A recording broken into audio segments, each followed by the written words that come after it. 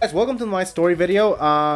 This is something that I would detail the past 5 years of entrepreneurship in my life. I hope you enjoy it, and if you stick to the end of the video, or right now, you could like hit the like button. It would really help. Or comment anything, any feedback that you may have at the end of the video, and subscribe, and turn on the notification bell, and I'll leave you to my story.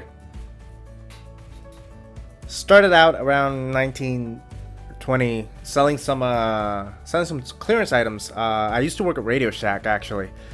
So Radio Shack started going out of business, and I just started buying their clearance items and just reselling them, flipping on eBay, and that started to feel very good. And I started getting like a sense of business from that aspect of just buying them on clearance and reselling them. Gary Vee has something very similar, he's basically the king of flipping. He goes garage sailing and just like buys it up and then flips it on eBay. But that's essentially what I was doing at 1920 from that opportunity I saw on Radio Shack. Don't get me wrong, that was really bad for a lot of people. It was a tough time for the people that lost their job. That was their livelihood. That was the job that they had for 20-30 years, and that was very sad. But I was lucky enough to find an opportunity within that tough time. So after that I left Radio Shack, and I started my own electronics store. So I sourced vendors, I sourced service providers, I got a physical location, I started a website, and I started selling electronics. So that went off pretty well. I actually started white labeling products. The most successful one was an action camera, like a type of GoPro, and I white labeled that and brought it and put just my logo on it, and that was the action camera that was sold at my store. That was pretty cool, and it actually yielded some pretty good results. Looking back to it, but I was very ignorant and naive in terms of business practices and keeping my expenses and costs low. So even though I had not a lot of money, but like sort of good money coming in, and I could pay myself, I could pay the rent, I could pay some help to like a sort of employee, and I could pay the utilities and all that. I still ended up not having a lot of money left over, not a lot of profit at the end of the month. So that was something that I was really bothering me, and I ended up closing the store because I thought it wasn't really worth it. And it wasn't that, it was just that I was bleeding the business. So I didn't learn that at the time, I know that now. So I just went ahead and started another venture, which was called Molestrea.co. And Molestrea, the core idea behind it was create sort of an eBay, Amazon type marketplace where local vendors from Puerto Rico could just put in their products, and they would have a optimized digital interface where they could lower their costs by offering the digital interface, and just maybe even eliminating the storefront with our digital interface. So that went not that good. Actually, that was pretty bad. I failed a lot in marketing. I failed a lot in optimizing the client retention and the sales part. I failed as well in just identifying the intricacies of a two-sided marketplace. It's really hard doing a two-sided marketplace, and you have to be willing to fund it until it works. Unless you're like this freak of nature, which I'm going to talk to you about, which is my next experience and what I'm currently doing. that you exploit like a real need, and you're just basically that the only one supplying the need in that particular way. So just moving over, those were my two prior business, like true business experiences. The other one with Radio Shack was more like a business practice, or a business trait, like an entrepreneurial trait, if you will. So now, fast forward like a year after Molestrea, almost a year, and I closed it down. I didn't have any money to continue it and continue funding it, so I closed it down, and I ended up, just counting whatever I had left, and what do I do now? Like this sort of maybe cliche situation, you could call it. Like, what do I do now then? I have to figure something out. And I moved back with my mom. That was like a very defeated time. Like I had to go back.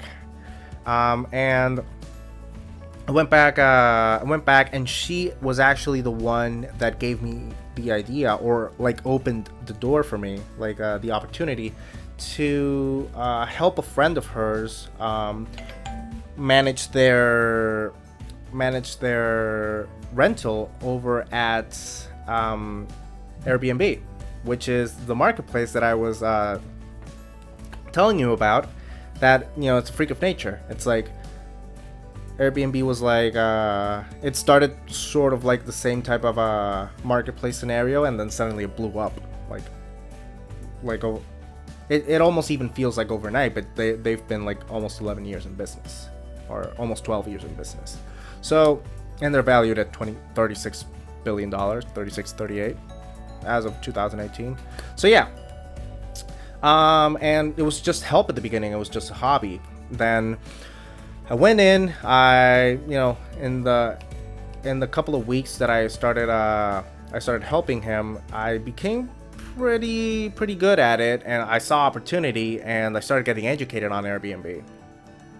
I got a course, on Learn Airbnb from Simon. Simon, it was really it was a course that was very beginner-like, but it was also reassuring, which is something I want to do. I want to do in the hospitality beginner course.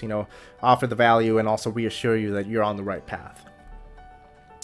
So I got that and I started a management company, an Airbnb management company here in Puerto Rico.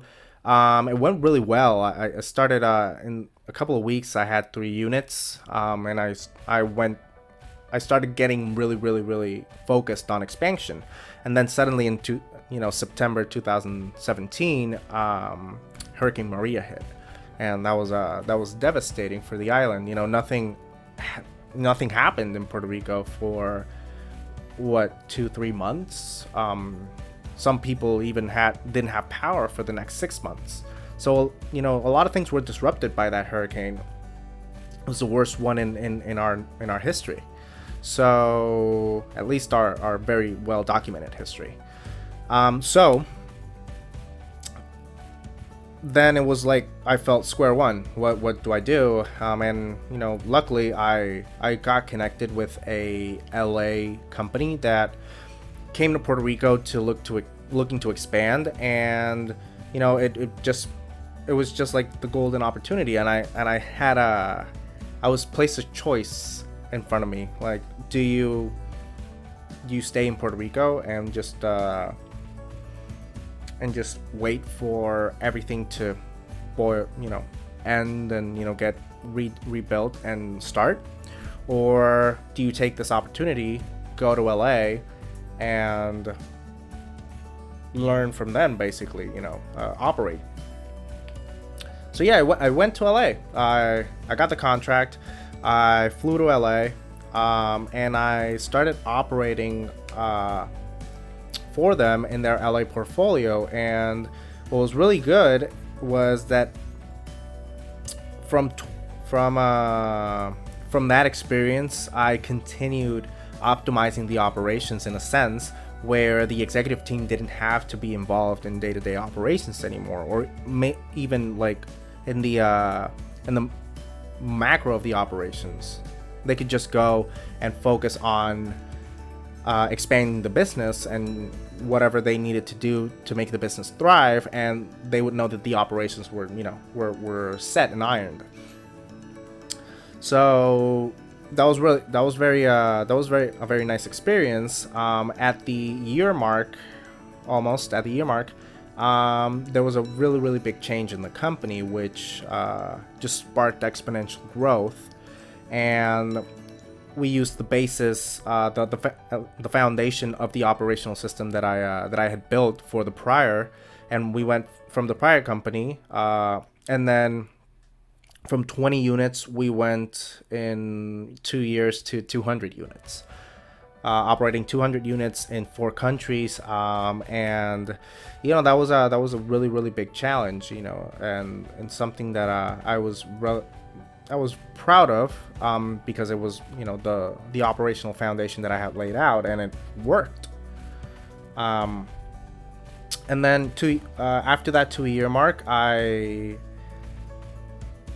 I realized, I think it's my time to just go at it and pursue the things that I want to do.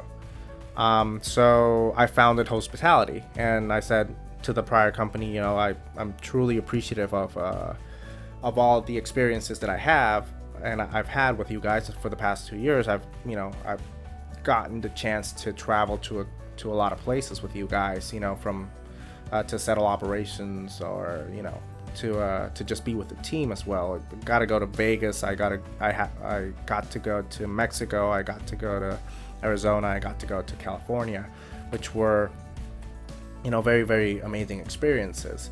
But I think it's time for me to move on. And founded Hostpitality, and Hostpitality is more or less what you are looking at right now in your screen, which is the mission statement of Hostpitality is to revitalize communities that were overlooked by people or investors, that have amazing locations, and revitalize them via short-term rentals or short-term renting, helping owners manage or remodel their spaces inside of the community, to just bring that community value up, and via not short-term, real estate acquisitions, and via education, the courses that I mentioned during this video. So that's the mission statement, and what I'm now passionate about starting Hostpitality. And that's basically my story up until now, and you're going to be part of the story going forward, and you're going to be a witness of how Hostpitality is going to develop, and just going to be whatever it ends up being, right? So I really appreciate you hearing my story, and just feel free to go through the channel and look at any other videos that you might find interesting. If you like the video, please hit the thumbs up button. If you also want to keep in the loop of the things we upload and we create, hit the subscribe button with the notification bell. And I really appreciate you guys sticking to the end of the video, and I'll see you in the next one.